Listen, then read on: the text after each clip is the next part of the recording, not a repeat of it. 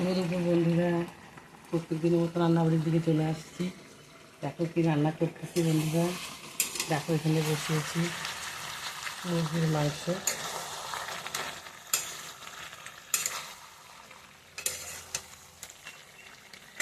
মুরগির মাংস হচ্ছে বন্ধুরা।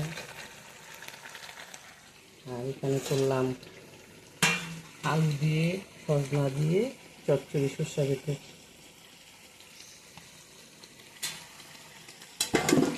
আর কালকে মাছ আছে একটা, আর পিতার চচ্চড়িও আছে কিছুটা।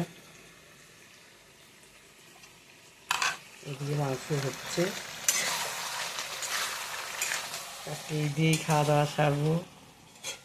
তোমরাও সবাই খাওয়া দাওয়া খাও, সবাই ভালো থেকে সুস্থ থাকো বন্ধুরা।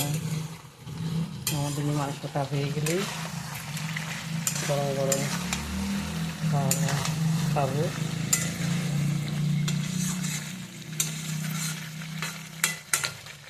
আজকে ভালোই গরম পড়ছে বন্ধুরা, ভালোই গরম লাগতেছে। রান্নার এখানে দাঁড়িয়ে তো আগুনের সামনে আরও বেশি গরম লাগে।